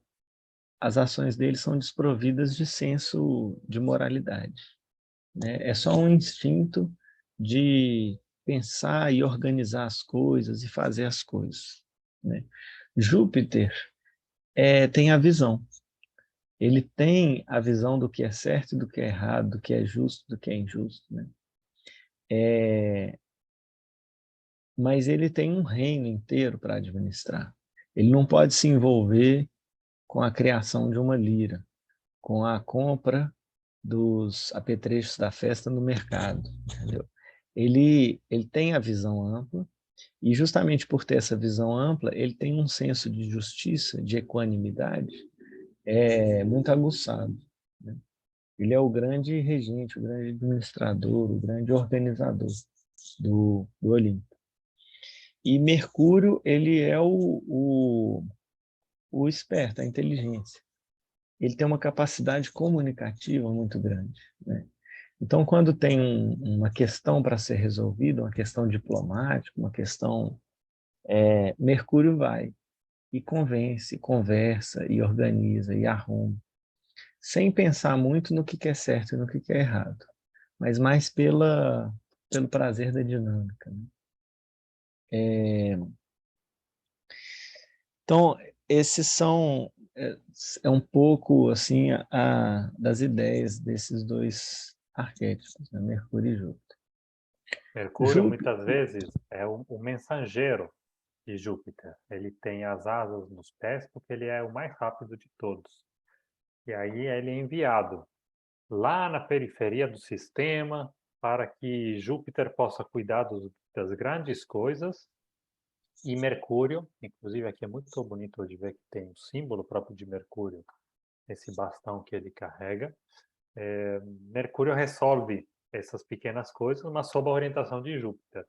O que às vezes acontece é que no meio do caminho ele faz algum pequeno estrago. Ele inventa, ele faz inventa uma moda, inventa uma coisa que não deveria fazer. E aí Júpiter ele tem que usar toda a sua sabedoria para administrar isso. Júpiter é o grande general. Júpiter tem a visão, como o Maurício estava dizendo, das grandes coisas. E às vezes, né, trazendo isso um pouco para a ideia do ser humano, muitas vezes coisas jupiterianas, as casas jupiterianas dentro de um mapa, os signos jupiterianos, eles são ligados à espiritualidade, à filosofia. E o que muitos filósofos têm? Eles têm uma grande capacidade de entender os máximos sistemas e não sabem passar um café. Isso é Júpiter forte, que administra grandes coisas e se perde nas coisas bobas que são mercuriais. Mercúrio faz o contrário. Mercúrio, né? Pessoas pensam nos virginianos, é um signo de domicílio de Mercúrio, que gosta de tudo na ordem. Isso às vezes nem tem um grande porquê. Isso é só um toque, isso é só uma pequena coisa, precisa ter tudo extremamente organizado e às vezes por organizar tudo nos mínimos detalhes, se perde a visão de uma coisa que talvez era mais importante. Passei em casa organizando tudo e esqueci de avisar os convidados do horário que eles precisavam vir. Né? Falta de visão. Precisa de Júpiter. Por sorte, né, nós somos indivíduos e expressam as 7 forças. Então, nenhum de nós é só Mercúrio. Todo mundo tem um equilíbrio entre Júpiter e Mercúrio. E o que a gente pode fazer na vida, através também da astrologia, é tentar melhorar cada vez mais esse equilíbrio, né? Através do conhecimento, através das terapias astrológicas e outras, a gente consegue melhorar esse equilíbrio. Eles são dois princípios que são opostos, de certa forma, né? Mas que eles precisam cooperar para que as coisas deem mais certo. E aí, para a gente pensar assim, dentro de nós, né? É interessante que os dois regem signos bicorpóreos, né? O que isso quer dizer? Quer dizer que eles estão sempre em relação, no meio da relação entre duas coisas, né? Mercúrio faz as trocas dentro de nós. Sempre, em todo lugar que existe uma troca, dentro de um reino, dentro de um indivíduo, Mercúrio é que faz a troca, é que carrega uma coisa de um lugar para o outro, que ele é o mensageiro, quem carrega a mensagem, carrega a troca. Então, dois lugares onde ele se manifesta dentro de nós são o pulmão e o intestino, né? Onde a gente faz as trocas gasosas, né, com o meio ambiente, e o intestino onde a gente faz a absorção dos alimentos, das coisas que vêm de fora dentro de nós, né? Júpiter, ele é um grande organizador, um grande gerente, né? Ele dá a justa medida das coisas, né? Os antigos associavam Júpiter dentro de nós, tanto com a hipófise, né, que organiza o nosso sistema endócrino, mas também o nosso sistema nervoso autônomo, simpático e parasimpático, que organizam as funções autônomas do nosso reino, né, do nosso sistema. E o fígado, né, o fígado que tem um grande papel, é um super órgão, né, dentro de nós. Tem um papel depurador, purificador do sangue, né, metaboliza, processa resíduos, toxinas, limpa nosso corpo, né? Mantém nosso sistema funcionando bem. Mas também faz o equilíbro, né, da quantidade de recursos disponíveis e as quantidades de recursos que podem ser usados, né, em termos de energia, glicose, né, dentro do nosso corpo, disponível para o sistema. Então, os dois... Então, Júpiter tem esse papel organizador do nosso sistema. Mercúrio tem esse papel de acesso, né, de troca e tal. Dentro do sistema nervoso, Mercúrio é o sistema nervoso periférico, que está em contato com o meio externo, né, que recebe os estímulos do meio externo e leva a mensagem para o nosso sistema nervoso central, né? E às vezes o reflexo, né, que a gente tem só pelo sistema nervoso periférico, não sei como chama em português, né, mas Arco reflexo, os arco-reflexos, eles não têm conteúdo, né? Eles são ações muito mercuriais. Eles são ações que não vêm de uma visão, de um pensamento.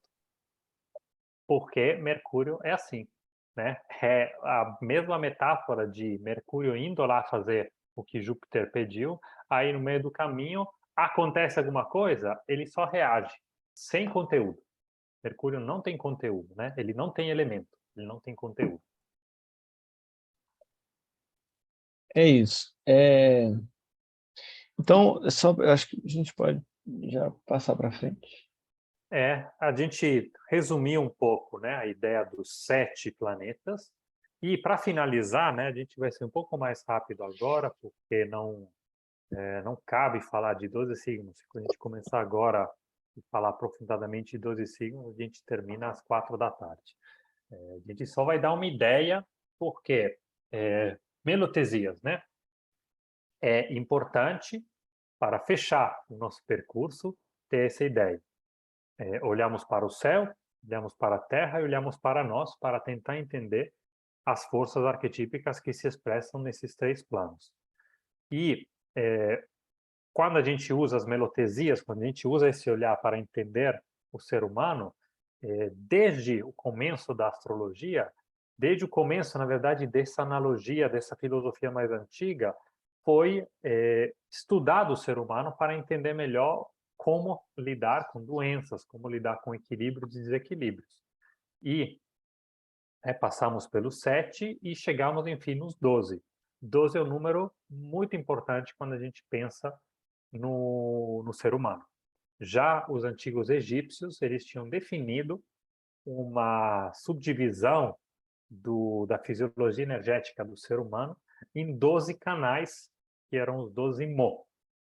O Stefano e o Angelini fizeram estudos muito aprofundados para entender melhor como que funciona essa fisiologia energética, fizeram uma ponte extremamente importante com a medicina tradicional chinesa, que é uma outra disciplina que faz um grande uso da analogia. E tem fortes analogias, né, entre os 12 Mo e os 12 meridianos, entre os 12 signos e os 12 meridianos. Então, quando a gente quer interagir com o ser humano, é muito importante passar pelos 12. Se há um zodíaco no céu, há um zodíaco também dentro do ser humano. Existem várias formas de entender esse zodíaco. Aqui tem um link que é ao site de uma associação de astrologia italiana, que resumiu o pensamento de 4 autores sobre as melotesias zodiacais, ou seja, como que o zodíaco se expressa no ser humano. E eu aconselho muito pegar essas referências, estudar elas, para entender melhor o ser humano e, para quem usa astrologia como forma diagnóstica e terapêutica, é extremamente preciosa essa referência, porque dá para entender muito bem como lidar melhor com isso. Então, só uma ideia, né, que é interessante a gente ressaltar aqui, que é o seguinte: ao longo da história, né, da astrologia médica, o conceito de melotesia foi preferencialmente associado com os 12 signos do zodíaco. E a gente pensar o que são os 12 signos, né? Porque os 4 elementos são a matéria constitutiva da realidade, né, das coisas. Então, os 4 elementos dentro de nós são as 4 substâncias que compõem a nossa fisiologia. Os 7 arquétipos são 7 forças que organizam o mundo, que movimentam o mundo, os princípios de existência das coisas, né, no mundo. E o que são os signos? A gente viu no primeiro encontro que um signo no céu, ele nada mais é do que uma parte do céu. Uma parte do céu por onde o Sol passa no seu percurso anual. Então, um signo é um lugar do céu. Dentro de nós, um signo, o que é um signo dentro de nós? É um lugar, é uma porta por onde passam os arquétipos, por onde passam as forças arquetípicas que movimentam e organizam as coisas. Então, um signo dentro de nós é um lugar, é um órgão, uma parte do corpo, né? E os antigos tinham essa sequência, né? Que é uma sequência clássica muito importante, muito usada, né? Para se entender os lugares do corpo em relação com os lugares do céu, os signos do céu. Áries é o começo da primavera. Áries é o início das coisas, é a cabeça do ano. É por onde a gente nasce, começa a vida, né? Então, o começo de tudo, a cabeça de tudo, é Áries. É por onde a energia entra no nosso corpo, a energia do céu entra no nosso corpo, né? Então, Áries é a cabeça, está associada com a cabeça. E a gente vai descendo o zodíaco e cada parte do corpo está relacionada a um signo. Áries, a cabeça, Touro, o pescoço, né, e a mandíbula, a parte que come, que se alimenta, que masca, rumina como um touro, né? A garganta, né? O que é o touro? O touro é a garganta do mundo, né? É o pescoço do mundo. Logo depois a gente tem Mercúrio, Mercúrio, pulmão. Logo depois a gente tem Gêmeos. Então, Áries, Touro, Gêmeos. Áries é a cabeça, Touro é o pescoço, Gêmeos é o pulmão e os braços, né? A respiração, as trocas, o lugar por onde a gente interage com o mundo mais, né? Pega nas coisas, troca com as coisas, toca as coisas, né? Mercúrio é esse elemento de troca, né? A gente falou dele. A gente pode focar um pouquinho mais nesses 2 arquétipos que a gente está trabalhando hoje, mas aí segue a sequência, né? Aí depois tem Câncer, que seria o estômago ou o peito, né? Dependendo do autor, ele vai falar que é alguma região entre o estômago e o peito.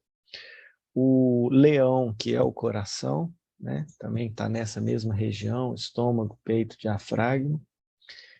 Mas é o core, né? O centro da pessoa, né? Um diafragma ou coração, Leão. Virgem está associado com a parte profunda, né, misteriosa do nosso intestino delgado. É a parte... Virgem é aquele momento do ano em que, logo antes do outono começar, logo antes do sol ele ir para o interior da Terra, né? O finalzinho da tarde. Então, o intestino delgado é o lugar onde o alimento entra dentro de nós, né? Onde o que está fora se interioriza, né? Vem para dentro de nós. Então, virgem está relacionado com o intestino delgado, né? Também um lugar de troca, um lugar mercurial. Se o pulmão são as trocas aéreas, né? Com o céu, o intestino delgado são as trocas terrestres com a terra. Por isso, virgem é a organização material de terra, né? E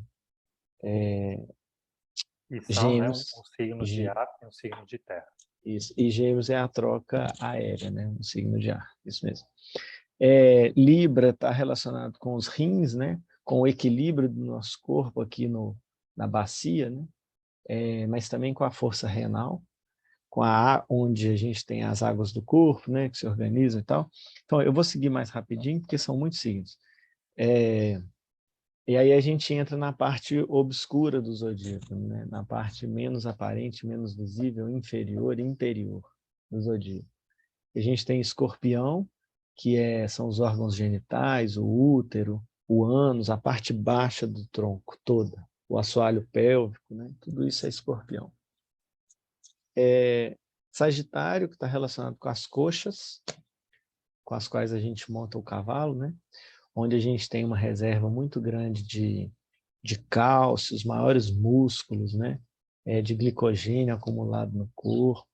Então, as coxas. Depois a gente tem Capricórnio, que são os joelhos que dão estrutura, estabilidade, né? Para a gente. Depois a gente tem Aquário, as canelas e o tornozelo. E, finalmente, Peixes, que está associado com os pés, as nossas nadadeiras, né? É isso. Então, pensando que os zodíacos são lugares do céu, dentro de nós, os zodíacos são lugares do nosso corpo, né? Enquanto Isso isso, é melotesia. as 7 forças, as 7 luzes que transitam no céu pelos signos são 7 funções, 7 funcionalidades. Então, Mercúrio, ele não é um lugar no corpo, ele é uma função, ele é algo que se exercita no corpo, transitando por vários lugares, né? Se a gente pensar no sistema hormonal, no sistema nervoso, são sistemas, né, que se abrem para o corpo como um todo. E aí a gente pensa na função específica deles, né? Funcionalidades, os planetas, e lugares, os signos. E, né, eu acho que é meio-dia, mais ou menos o horário que a gente queria terminar a parte mais expositiva. Só queria dar duas referências, né? Reforçar essa referência aqui, né, ao site do Teleterra. A gente queria abrir um pouco a discussão sobre melotesias, trazer o significado de melotesia e partir um pouco mais, né? Talvez a gente optou pelos 4 elementos, porque é algo de mais concreto, de mais fácil de entender, e lembrar que melotesia é algo que toma corpo dentro de nós, fisicamente, biologicamente, fisiologicamente, mas também se a gente pensar no ser humano do ponto de vista psicológico, emotivo, né? Essas forças que são signos, que são planetas, elas existem, a gente pode pensar o ser humano também a partir disso. Se o Maurício deu o exemplo, né, de alguns signos, né, virgem, é a organização, é a troca, mas uma troca material. Eu também dei o exemplo do virginiano antes. Então, quando a gente pensa no que é um signo, a gente pensa também no lado psicológico, emotivo. E, né, essas também são melotesias. Isso é fundamental quando a gente utiliza a astrologia para entender melhor o ser humano. E ir além também daqueles conceitos mais banais que a astrologia nos fornece, que é a ideia de um signo solar. A gente pensa no signo solar de uma pessoa e pensa que aquilo seja uma descrição da pessoa. Na verdade, há um zodíaco no céu e há um zodíaco dentro de nós. Então, nós somos todos os signos. Nós somos todos os planetas. Eles existem dentro de nós num equilíbrio dinâmico que é próprio, pessoal, individual de cada um. Lembrem, uma parte celeste, uma parte terrestre, uma parte anímica. Essa alma individual, ela tem uma cor, tem umas características que diferenciam o ser humano de outro ser humano. Mas estão num equilíbrio dinâmico. Todo mundo tem virgem dentro de si, enquanto lugar no corpo, enquanto as outras melotesias que estão ligadas à virgem, e podem pegar essa referência aqui do Teleterra, e enquanto esse lado psicológico. Todo mundo tem essa parte, né? Todo mundo tem uma parte ariana, todo mundo tem uma parte canceriana, porque é o nosso equilíbrio. Nós somos uma unidade que expressa forças plurais e múltiplas. Claro, sempre um equilíbrio dinâmico diferente. E a outra referência que a gente vai colocar na apostila, né, e vamos colocar junto com a gravação, isso é trazido do texto do Stefano, o Manuale di Medicina Spadirica, onde o Stefano, sintetizando o trabalho da vida do Angelini, da Associação Chemi, que é a associação né, que foi fundada pelo Angelini, e que outras pessoas contribuíram muito a esses estudos, o Stefano sintetizou isso com as melotesias zodiacais e a associação com os meridianos da medicina tradicional chinesa. Então, quando a gente quer se aprofundar nesse estudo, eu acho que essa tabela vai ser um guia muito, muito útil, muito importante para entender melhor as melotesias. E não deixem Isso. de continuar estudando, né? Pegando todas as fontes possíveis. Tem muitas fontes que falam sobre esse assunto. É. Volta na outra imagem, por favor, Fábio, só para o que eu acho que é muito interessante a gente pensar aqui é quando a gente faz um estudo como esse, né, quando a gente sabe dentro de nós que tudo que existe dentro de nós existe também fora, isso conecta a gente com o mundo, né, e com as outras pessoas. Então, é saber que existe uma unidade, né? A gente é parte de um todo e a gente é expressão de uma coisa fundamental, né, que existe em todas as coisas. Saber que existe Marte, ou Ares, ou Bile, ou fogo, né, em todas as coisas, é muito importante para esse entendimento, para essa conexão nossa com o todo, né? Então, qual que é a ideia desse estudo nosso aqui? É isso, é trazer um pouco dessa forma antiga de visão do mundo, de integração com o mundo, né, de entendimento de como o mundo para aproximar a gente do todo, né, para reconectar a gente com o todo, né? Então, quando você... eu estou com dor de cabeça, eu estou com um problema em Áries, né? Está no início da primavera. Olha, pode ter uma relação, né? Sei lá, eu olhei o horóscopo hoje e vi que Mercúrio está retrógrado, né? Eu estou com um problema de comunicação ou de respiração. Pode ter alguma relação, né? Era assim que os antigos trabalhavam, viam o mundo, né? Se relacionavam com o mundo. Então, você olha para uma pessoa, vê um problema em um lugar, entende a natureza do problema, pensa com qual elemento que aquilo está relacionado, você tem elementos para poder tratar ele pensando de uma forma natural, a partir dessa visão de mundo, né, dos antigos, né? Então eu tenho dor de cabeça no começo da primavera, estou com muita bile, né? Vou trabalhar a força oposta. Estou precisando de Vênus, estou precisando de uma planta venusina, estou precisando beber água, produzir flegma, né? Entende? Assim, é uma forma muito natural de se pensar, de se entender, de se adequar, né? Se reequilibrar com o mundo, né? Eu sou acupunturista, né? Eu sou praticante de medicina tradicional chinesa. E um dos clássicos da medicina chinesa, o Imperador Amarelo, ele fala que só existe uma causa de adoecimento. É muito bom, né, saber essa única causa de adoecimento. Se a gente souber ela, a gente evita ela e não adoece, né? Então, ele fala que a única causa de adoecimento é quando a energia interna está em desarmonia com a energia externa.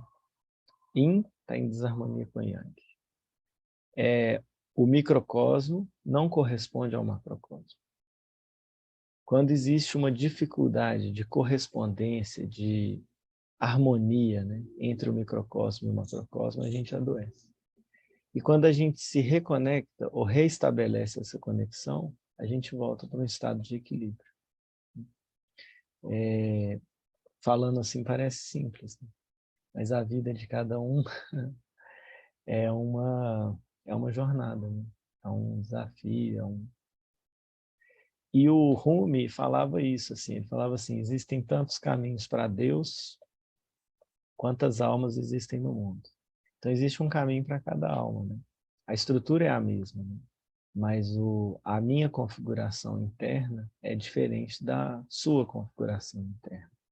Então, o meu caminho de equilíbrio é um, o seu caminho de equilíbrio é outro, né?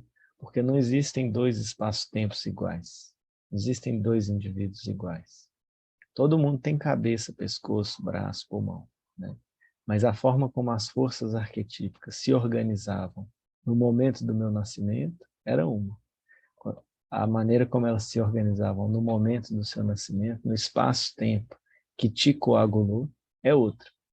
Então, a sua forma de equilíbrio, né, o seu caminho de autorrealização, de perfeição, de equilíbrio, é outro, né? É isso, é um pouco isso, assim, como que tudo isso, assim, qual que é o sentido de tudo isso, né? Para que ficar falando de astrologia, de céu, de terra, né? Para que isso, né? Para reconectar a gente com o mundo, para a gente viver de uma maneira mais equilibrada, né? É isso. Acho que um dos grandes objetivos assim desses 3 encontros para a gente foi um pouco abrir isso, né? Apresentar isso, colocar isso, né? Que é a forma como isso faz sentido na nossa vida, né? Eu e o Fábio somos terapeutas, né? A gente usa a astrologia dessa forma, né? E as melotesias são muito importantes para o nosso trabalho, no corpo e na alma das pessoas. E só fechando, né? Acabou esse momento, né? Esses 3 encontros. A gente está pensando em voltar em breve, no mês que vem, com uma outra proposta que vai ser talvez 2 encontros específicos sobre astrologia no Hemisfério Sul. Vai ser talvez um evento, a gente quer chamar não só pessoas que não tiveram ainda contato com astrologia, a gente quer estimular um debate sobre esse assunto. Então, continuem seguindo os materiais que a gente produz no YouTube, no Instagram, né? Conheçam os nossos cursos e, né, fiquem atentos que a gente vai continuar divulgando, porque, como a gente estava dizendo no começo, a gente entende que nosso projeto, né, é um projeto coletivo e queremos estar sempre criando espaços onde compartilhar esses conhecimentos, onde dialogar, seja em encontros ao vivo, seja com vídeo, seja com todas as formas que a tecnologia, e não só a tecnologia, a gente vai voltar a fazer coisas presenciais também, em breve, espero, né? Tudo que foi possível para a gente. Se alguém tiver algum comentário, alguma dúvida, né? Estamos aqui mais alguns minutinhos, senão a gente acho que assim, tem pouca gente por enquanto, né? Eu acho que vai ficar nas conversas que a gente vai seguir ao longo do tempo. É isso então. Muito obrigado. Bom final de semana para vocês e com certeza até breve. Muito obrigado mesmo pela presença, pela atenção. Obrigado, pessoal. A gente vai continuar com os encontros. Espero que esteja todo mundo bem aí depois desses encontros. Espero que a gente possa continuar se encontrando aí para continuar esses estudos. Foi maravilhoso estar com vocês nessa manhã e nas outras. A partir das outras semanas, a gente vai começar a divulgar os próximos encontros. Tá bom? Muito obrigado para todo mundo. Estamos abertos aí para conversa no WhatsApp, no YouTube, nos outros canais aí. A participação de vocês é sempre muito bem-vinda e muito boa. A gente fica muito feliz, tanto com a presença quanto com a participação. Obrigado, povo. Fiquem com Deus. Obrigado, muito grato aí, gente. Maurício e Fábio.